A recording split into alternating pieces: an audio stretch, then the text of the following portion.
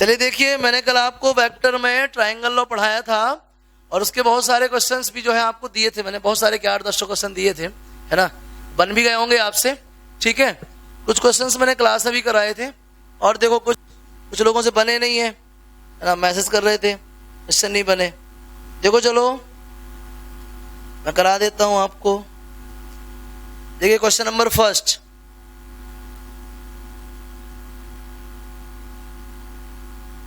अरे देखो भैया क्वेश्चन नंबर फर्स्ट,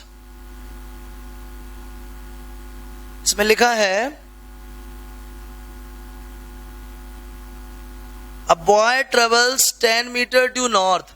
लो यार पहले तो डायरेक्शन बना लो तुम, ईस्ट वेस्ट नॉर्थ साउथ।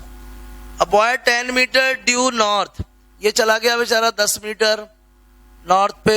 फिर क्या बोलते हैं 7 मीटर ड्यू ईस्ट, ये चला गया 7 मीटर ईस्ट में, ठीक है ना। चलिए क्या पूछते हैं, find the displacement of the boy. यहां से उसने ट्रैवलिंग स्टार्ट करी थी, इधर पहुंच गया था, ये डिस्प्लेसमेंट। आप तो जानते हैं ये नॉर्थ और ईस्ट के बीच में कितना एंगल होगा, 90 डिग्री। ये अपन को निकालना है एस, तो S square is equal to कितना आएगा 10 स्क्वायर प्लस 7 स्क्वायर। 10 का स्क्वायर कितना 100, 7 का 49, एस स्क्वायर कितना आएगा 149, एस कितना आएगा रूट ऑफ 149। कितना सिंपल है, आएगा समझ में। मीटर लो, मीटर भी लगा लो, metre square metre square metre square, ठीक है। समझ में आ गया, ये डिस्प्लेसमेंट आ गया भैया, पहला क्वेश्चन बन जाएगा। दूसरा उसी के जैसा है, तीसरा देखो यार अच्छा क्वेश्चन है तीसरा, बेटा इसको यार क्वेश्चन सॉल्व किया करो बेटा, ध्यान से पढ़ा करो, सीट सॉल्व किया करो, लापरवाही नहीं करो, मान जाओ। देखो third question, calculate the angle between a 2 Newton force. पहला फोर्स है 2 न्यूटन का और दूसरा कितने का है एंड 3 न्यूटन फोर्स, दूसरा है 3 न्यूटन फोर्स। इन दोनों के बीच का एंगल फाइंड करना है। अगर इनका रिजल्टेंट कितना है, रिजल्टेंट कितना है 4 न्यूटन। चलो देखो रिजल्टेंट है 4 न्यूटन, हमको रिजल्टेंट का फॉर्मूला आता है, क्या होता है बोलो, R square equal A square plus B square plus 2ab cos theta. R का वैल्यू 4 है, ए का वैल्यू 2 है, बी का वैल्यू 3 है, 2 into 3 into cos theta. 16 equal 4 plus 9 plus 2 2 जा 4 3 जा 12, ट्रांसपोज कर दो। 16 minus 13 equal 12 cos theta, 3 equal 12 cos theta. तो कॉस थीटा कितना आएगा भैया 3/12, 3 1 जा 3, 3 4 जा 12। कॉस थीटा की वैल्यू कितनी आ गई 1/4। यार कॉस थीटा 1/4 है, थीटा क्या होगा कॉस इनवर्स 1/4 बस। और दूसरी वैल्यू आपको कहां से मिल पाएगी, है ना, इसलिए ऐसे ही सॉल्व करो, फालतू आप एक कैलकुलेटर का यूज नहीं करना, है ना। ये आंसर भी सही है, कोई कुछ नहीं कहेगा आपसे, ठीक है। ये आंसर सही है, कोई मुश्किल नहीं है, छापो इसको। आ गया थर्ड वाला समझ में। चलिए नेक्स्ट क्वेश्चन, नेक्स्ट देखो थर्ड हो गया, फोर्थ भी आपसे बन जाएगा, बहुत ही सिंपल है, कर दें क्या फोर्थ, मिटाएं इसको। चलो लो फोर्थ भी देख लो यार, अच्छा क्वेश्चन है। फोर्थ देखो, एंगल की एग्जैक्ट वैल्यू देने की जरूरत नहीं है, इससे भी काम चल जाएगा, कोई मना नहीं करेगा, ठीक है। फोर्थ वाला देखो, 2 vectors both equal in magnitude. लो यार पहला वाला भी ए, दूसरा वाला भी A, and have their resultant equal in magnitude of the either. अरे ये तो और अच्छी बात है, रिजल्टेंट दो में से कोई एक है, ठीक है। चलो अब क्या करना है, find the angle between the 2 vectors, ठीक है। हमारे पास रिजल्टेंट का फॉर्मूला होता है A square plus B square plus 2ab cos theta. Question में कहते हैं रिजल्टेंट कोई एक है, लो ए तो ए है ही, बी भी ए है क्योंकि दोनों इक्वल है, plus 2a into A cos theta. समझो A square equal 2a square plus 2a square cos theta. Transpose करो, minus A square equal 2a square cos theta. A square से ए स्क्वायर कट जाएगा, cos theta की value क्या है बोलो -12। अब बात को समझना, कॉस नेगेटिव है यार, कॉस नेगेटिव है इसका मतलब है ये मैं थीटा को क्या लिख सकता हूं, कॉस थीटा इक्वल -12, तो मैं यहां पे लिख सकता हूं माइनस ऑफ कॉस या ऐसा लिख सकते हैं कॉस ऑफ 180 डिग्री माइनस 60, क्योंकि कॉस 180 माइनस थीटा क्या होता है, माइनस कॉस थीटा। तो मैं क्या लिख सकता हूं, माइनस हाफ को कॉस 180 माइनस 60, क्योंकि हाफ किसकी वैल्यू होती है, कॉस 60। कॉस से कॉस कट जाएगा, थीटा क्या आएगा 180 माइनस 60, 180 माइनस 60 कितना होता है 120। ये लो आ गया।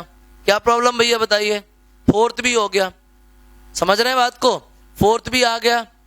कोई मुश्किल है, सब सिंपल है यार, क्वेश्चन को ध्यान से पढ़ना बस। चलो अब क्वेश्चन नंबर देखते हैं, फिफ्थ बन जाएगा यार, बहुत सिंपल है ना। सिक्स्थ, सेवेंथ देखो, सेवेंथ मिटाएं इसको, सेवेंथ अच्छा क्वेश्चन है, सेवेंथ देख लो जल्दी से।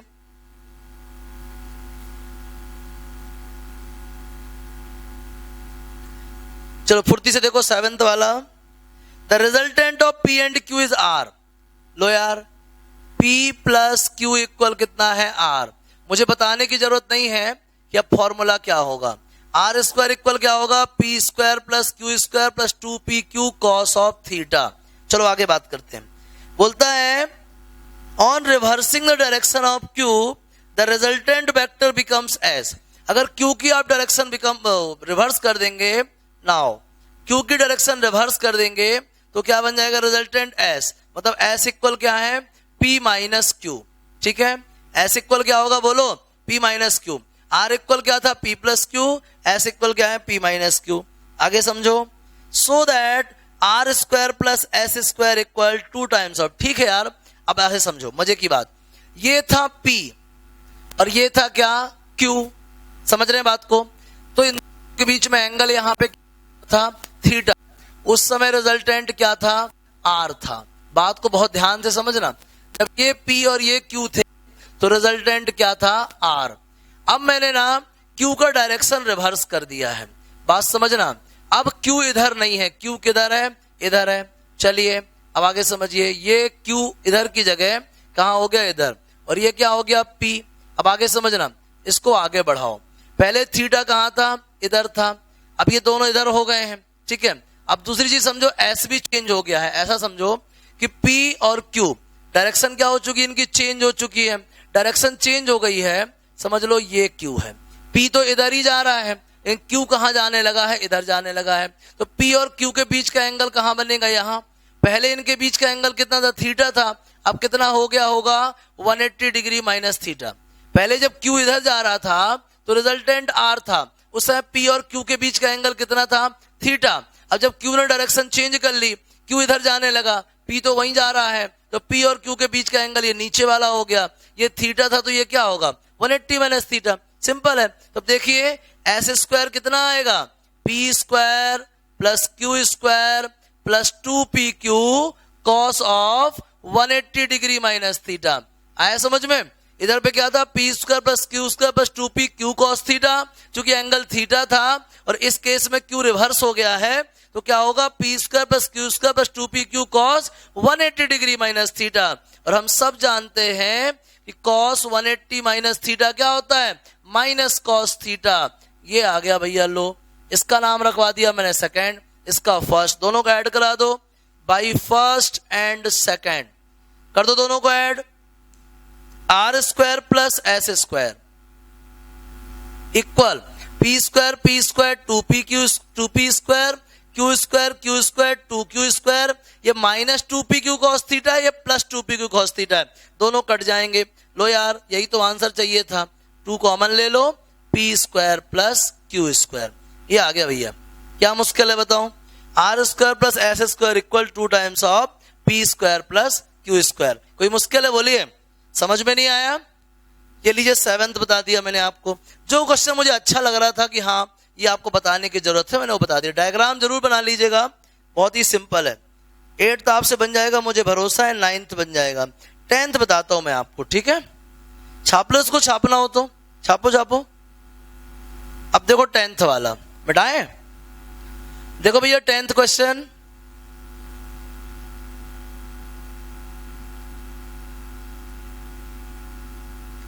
छापते जाना बेटा, और कोशिश जरूर करो, सब लोग कोशिश करो, बार बार मैं कह रहा हूं आपसे। फालतू परेशान होंगे नहीं तो आप रेगुलरली पढ़िए और होमवर्क करिए। अब मैं क्वेश्चन नंबर 10 बताने जा रहा हूं आपको, और डाउट पूछिए। At the what angle to the two forces, पहला है F1 कितना है P प्लस Q, दूसरा है F2 कितना है P माइनस Q, दो फोर्स कह रहा था ना। So that their resultant R कितना है भैया under root of 3P square plus Q square, ठीक है। एंगल निकालो, ठीक है यार। ये F1 F2, तो R का फॉर्मूला क्या होगा, R square equal F1 square plus F2 square plus 2F1 F2 cos of theta, ठीक है। R का स्क्वायर कितना होगा 3P square plus Q square, F1 का स्क्वायर कितना होगा P square plus Q square plus 2PQ, F2 का square कितना होगा P square plus Q square minus 2PQ, ठीक है, plus 2 times of F1 into F2, इन दोनों का प्रोडक्ट कितना होगा A plus B into A minus B, कितना होता है A square minus B square, साथ में क्या कॉस थीटा, ये लिख दिया मैंने कॉस थीटा। चलो देखो ये 2PQ कट जाएगा, 3P स्क्वायर, ये एक P स्क्वायर एक P स्क्वायर दो ट्रांसपोज कर दो minus 2P square, Q square एक Q स्क्वायर एक Q square minus 2Q square, ठीक है, इक्वल क्या बच रहा है इधर पे 2 times of P square minus Q square cos theta, ठीक है। चलिए अब देखो 3P स्क्वायर में से 2P स्क्वायर जाए कितना बचेगा P स्क्वायर, Q स्क्वायर से 2Q स्क्वायर जाए कितना बचेगा Q square, equal 2 times of P square minus Q square cos theta, P square minus Q square cut जाएगा, इसको अपॉन में ले आओ 1/2 इक्वल कॉस थीटा। आप ही बताओ कॉस थीटा अगर हाफ है तो थीटा कितना होगा 60 डिग्री। क्या समझ में नहीं आया बोलो, 10th भी हो गया बन जाएगा बोलो, इजी है ना बहुत, क्या कठिन है यार, सीधा सीधा वैल्यू तो पुट करी मैंने, जैसा क्वेश्चन में बोल रहा था यही तो लिखा है क्वेश्चन में, आया समझ में बोलो।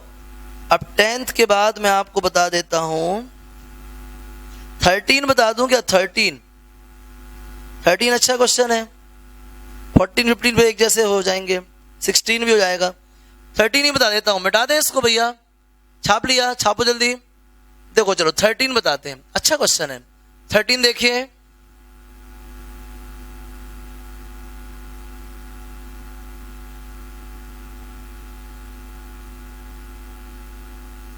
में कहता है 2 boys raising a load pull at an angle to each other, ठीक है ना। इफ दे एक्सर्ट फोर्सेस, पहला वाला लगाता है 30 न्यूटन, दूसरा लगाता है कितना 60 newton, and their effective pull is at right angles to the direction of the pull of the first.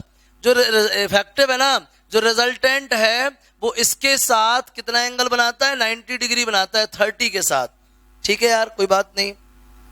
What is the angle between their arms, what is the effective pull, ठीक है समझो, diagram बनाते हैं।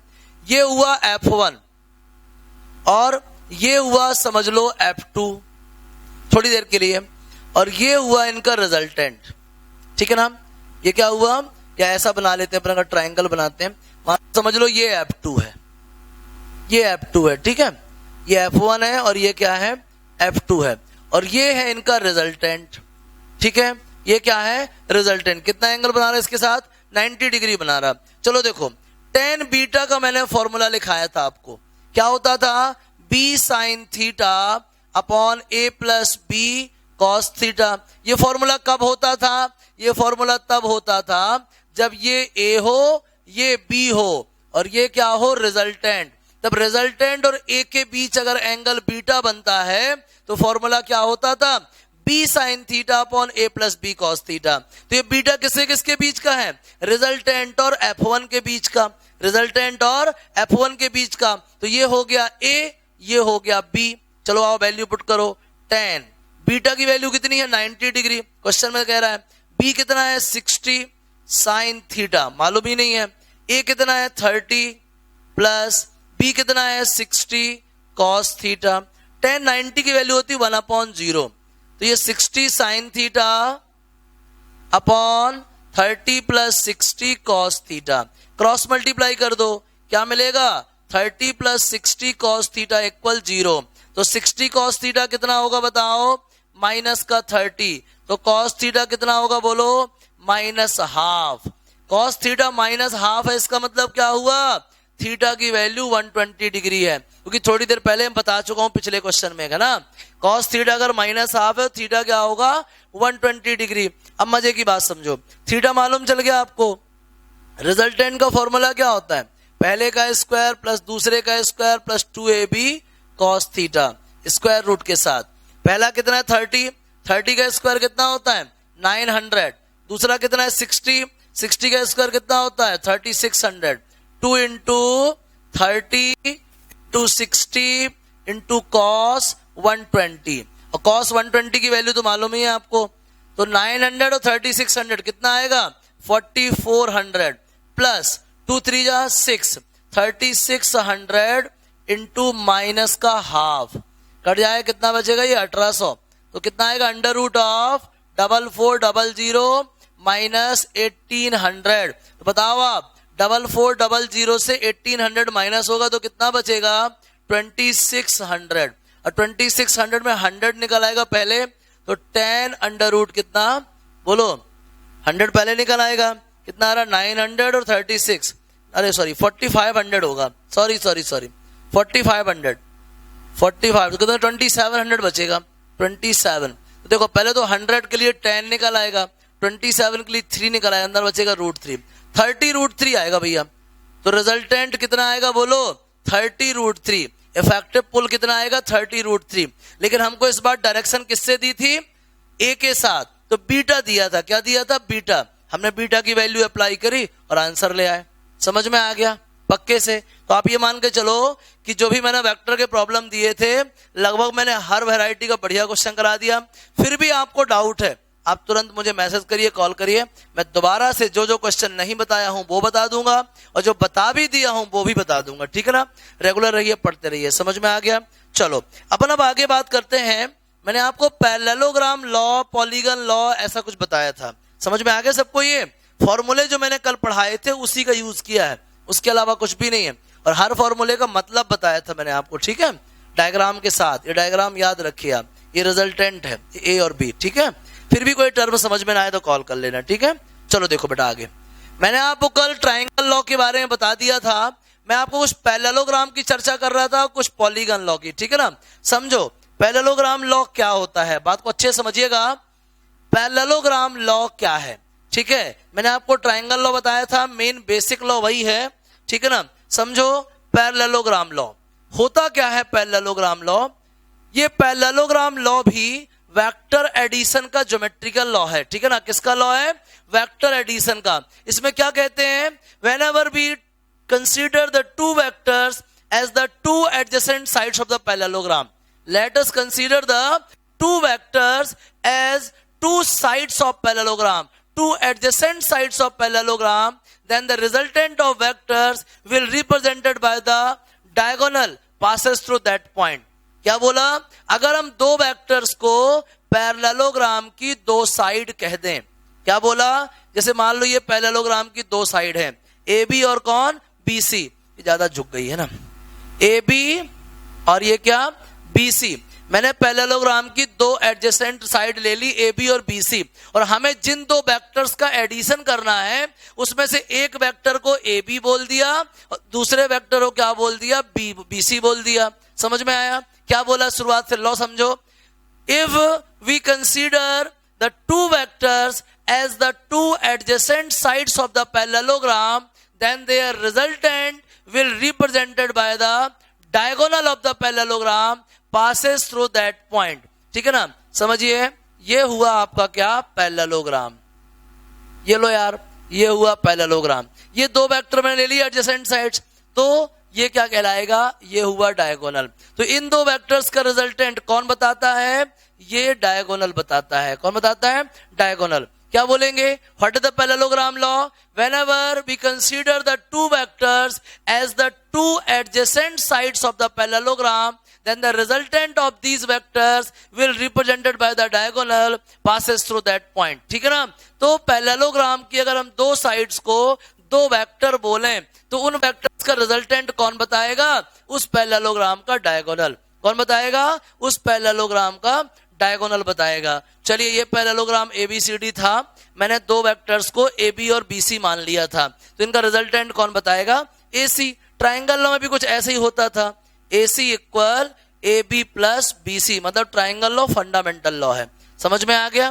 Clear हुआ? तो क्या है parallelogram law of vector addition? According, ये स्टेटमेंट बहुत जरूरी याद रखना। What is the parallelogram law of vector addition? If we consider the two vectors as the two adjacent sides of the parallelogram, then their resultant will represented by the diagonal of the parallelogram passes through that point. आ गया समझ में? चलो अपन अब क्या करते हैं, हम इस रिजल्टेंट R का मालूम चल गया। R क्या है? Vector A plus vector B। लेकिन यार हमको पता करना है, R तो वेक्टर है, वेक्टर में दो दो चीजें होती हैं, मैग्नीट्यूड भी और डायरेक्शन भी। तो हमें जानने की जरूरत है कि R का मैग्नीट्यूड क्या होगा और R की डायरेक्शन क्या होगी। ठीक है ना? कल ट्राइंगल लॉ को याद करो, मतलब मुझे इस ट्राइंगल ABC की साइड्स को रिलेट करना है, और साइड्स को रिलेट करने के लिए दो चीजें, या तो ट्रिग्नोमेट्री लगाओगे या पाइथागोरस, और दोनों के लिए क्या चाहिए आपको? Right triangle. ये मैंने राइट एंगल ड्रॉ कर दिया, ये लीजिए। अब हमारे पास नया ट्राइंगल बन गया, एक बन गया BEC, दूसरा बन गया AEC। चलिए, इन ट्राइंगल BEC, ठीक है ना, BEC में क्या होगा बताओ? BC स्क्वायर बराबर BE square plus EC square. आया समझ में? चलो वैल्यू पुट करो फटाक से। BC का लेंथ कितना है? B, और देखिए इन दोनों के बीच का एंगल भी कितना है? थीटा है, याद रखना। BC कितना हो गया बताइए? B, और BE आपको मालूम नहीं है, ये तो चूंकि अपन ने ले लिया है, कंस्ट्रक्शन कर लिया है, और EC भी आपको मालूम नहीं है। चलो ये हो गई फर्स्ट इक्वेशन। आगे आइए, दूसरा राइट ट्राइंगल कौन सा है? ACE। In triangle AEC, AEC में देखो ये हाइपोटेनस है, AC square equal AE square plus EC square. मैं आपसे पहले बता चुका हूं कल ट्राइंगल लॉ में कि जो BE और EC है हमारे पास थे नहीं, लेकिन हमने सॉल्व करने के लिए कंस्ट्रक्ट किए हैं, इसलिए आखिरी तक इनको या तो सब्स्टिट्यूट करना पड़ेगा या एलिमिनेट करना पड़ेगा। चलो मौका भी मिल गया, इसमें भी EC स्क्वायर है, इसमें भी EC स्क्वायर है, सब्ट्रैक्ट कर दो जल्दी से। तो B equation first minus equation second. देखो यार, B स्क्वायर माइनस AC की लेंथ क्या है? AC R square equal BE square minus AE square, और EC square minus EC square करेंगे तो कट जाएगा। चलो ध्यान से देखो भैया, मैं BE, ये BE है ना, BE को BE लिखा रहने दो। मैं AE को क्या लिख सकता हूं? AB plus BE। लो यार, AB प्लस BE, ये आ गया होल स्क्वायर। चलो देखो, A प्लस B का होल स्क्वायर जानते होगे आप, क्या होता है? ये minus A square plus B square plus 2AB। ये लो, माइनस को अंदर जाने दो, क्या आएगा?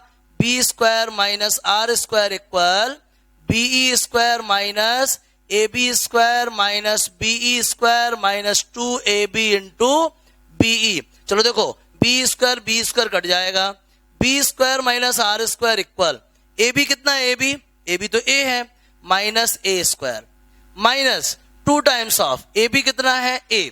अब आता है BE देखो, BE इस ट्राइंगल में थीटा के लिए BE क्या है? बेस, और मालूम क्या है हमको? हाइपोटेनस। तो बेस अपॉन हाइपोटेनस क्या होता है? Cos theta. Base upon hypotenuse क्या होता है? Cos theta. तो बेस क्या होगा? Hypotenuse into cos theta. तो BE की लेंथ क्या होगी? BC into cos theta. BE की लेंथ क्या होगी? BC इंटू कॉस थीटा, और BC क्या है? B cos theta. मैं ट्राइंगल लॉ में बताया मैंने आपको, आप वहां से भी देख सकते हो। चलिए, minus A square minus 2AB cos theta. आपको R स्क्वायर चाहिए, R स्क्वायर को उधर भेज दो, बाकी सबको इधर। तो R स्क्वायर कितना आएगा? ये इस तरफ आएगा, तो A स्क्वायर ये इधर ही है, B स्क्वायर ये इस तरह आएगा प्लस 2AB कॉस थीटा। ये किसकी वैल्यू आ गई? Resultant of two vectors A and B की। आगे रिजल्टेंट का मैग्नीट्यूड, चलो आगे बात करते हैं। रिजल्टेंट का मैग्नीट्यूड आ गया। अब आओ डायरेक्शन में। ये जो रिजल्टेंट है ये A के साथ बीटा एंगल बनाता है, ये एंगल थीटा है, ये बेस है, और ये क्या है? परपेंडिकुलर। चलो देखो, tan बीटा, tan का फॉर्मूला होता है परपेंडिकुलर अपॉन बेस। परपेंडिकुलर क्या है बोलो? CE, और बेस क्या है बोलो? AE। आगे समझो, CE इस ट्राइंगल के लिए परपेंडिकुलर है। परपेंडिकुलर का फॉर्मूला होता है हाइपोटेनस इंटू साइन थीटा, मतलब B इंटू साइन थीटा, और AE ये है AB प्लस BE। AE क्या है? AB plus BE। AB है A और बीई क्या है, बेस है। मैंने यहां बीई की वैल्यू रखी थी ना, बी कॉस थीटा, ये आ गया बी कॉस थीटा। आया समझ में? इससे आप रिजल्टेंट की डायरेक्शन भी निकाल लोगे। समझ में आ गया? तो ये था भाई पैरेललोग्राम लॉ। और पैरेललोग्राम लॉ भी किस काम आता है? वेक्टर एडिशन के काम आता है। किस काम आता है? वेक्टर एडिशन के। मैंने कल आपको ट्राइंगल लॉ बताया था और आज मैंने आपको पैरेललोग्राम लॉ बता दिया। सेम मटेरियल है, कोई दिक्कत की बात नहीं है, होता लगभग ये ट्राइंगल लॉ जैसे ही है। ठीक है ना? समझ में आ गया? पैरेललोग्राम लॉ क्लियर हो गया, इसका स्टेटमेंट याद कर लीजिएगा। ठीक है ना? कोई दिक्कत है बताइए? फॉर्मूला क्लियर हो गया? एंगल, कोई भी डाउट है मैसेज करना। ठीक है, छाप लो इसको।